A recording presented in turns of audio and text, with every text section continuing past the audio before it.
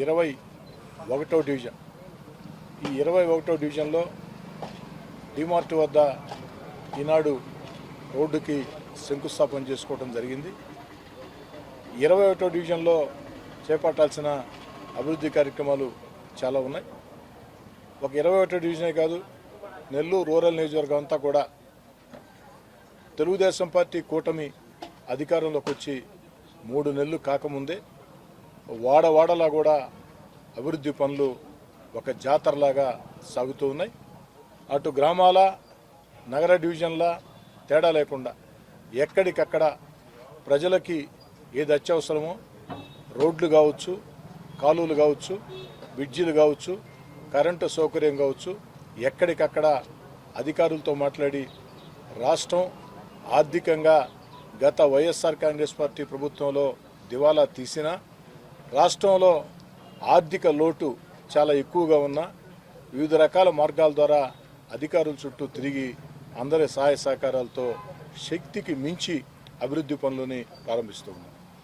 అయితే నా దృష్టిలో అభివృద్ధి పనులంటే టెంకాయ కొట్టడం, ఉపన్యాసాలు ఇవ్వటం, వెళ్ళిపోవటం కాదు. ఆ పని పూర్తయిందా లేదా చెప్పిన గడువులోగా ఆ పని పూర్తి కావాలి. ఆ పని పూర్తి చేసే పరిస్థితి ఉంటేనే టెంకాయలు కొడుతున్నాం, శంకుస్థాపనలు చేస్తున్నాం. ఆ పని పూర్తి చేసే పరిస్థితి లేకపోతే నేను టెంకాయ కొట్టే పని లేదు, శంకుస్థాపన చేసే ప్రశ్నే లేదు. ఎందుకంటే శంకుస్థాపన చాలా సులభం, పనులు పూర్తి చేయించడం చాలా కష్టం.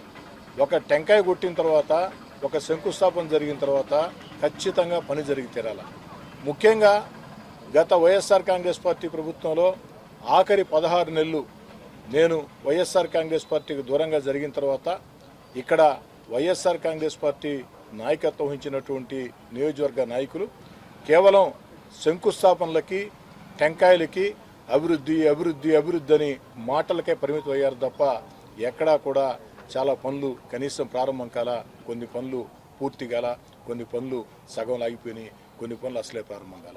అలా కాకుండా ఒక క్రమ పద్ధతిలో అధికారులందరూ కూడా సమన్వయపరుచుకుని పూర్తి స్థాయిలో పనులు పూర్తి చేసేటట్టుంటేనే ఆ యొక్క ప్రారంభోత్సవాలు చేస్తూ ఉన్నాం.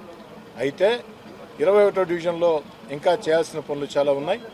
ఈ సందర్భంగా ఈ యొక్క సిమెంట్ రోడ్డుకి శంకుస్థాపన చేసినటువంటి సందర్భంగా మాట ఇస్తూ ఉన్నా 21వ డివిజన్ ప్రజలకి వచ్చే 2 నెలల్లో మరో 50 లక్షల రూపాయలు 21వ డివిజన్ అభివృద్ధి పనులకి నిధులు కేటాయిస్తామని కూడా తెలియజేసుకుంటూ ఇక్కడ ఈ యొక్క సిమెంట్ రోడ్డు కావాలని అడిగిన వెంటనే వారందరి స్థానిక ప్రజల కోరిక మేరకి, వారందరి అభ్యర్థన మేరకి ఈరోజు శంకుస్థాపనలు ప్రారంభించాం. వేగవంతంగా నాణ్యత ప్రమాణాలతో పూర్తి చేసి అందిస్తామని కూడా మాట ఇస్తూ వచ్చే నెల రోజులు కూడా ఇదే విధంగా వాడవాడలా కూడా ముఖ్యంగా అనేక చోట్ల కరెంటు సమస్యతో ప్రజలు ఇబ్బంది పడుతూ ఉన్నారు. వచ్చిరాని కరెంటుతో, సాలీసాలని కరెంటుతో ఇబ్బందులు పడుతూ ఉన్నారు. ఆ కరెంటు సమస్యలు మొత్తం పరిష్కారం అయ్యేదానికి రాష్ట్ర స్థాయి దగ్గర నుంచి జిల్లా స్థాయి దాకా కరెంటు అధికారులతో ప్రత్యేకంగా మాట్లాడటం జరిగింది.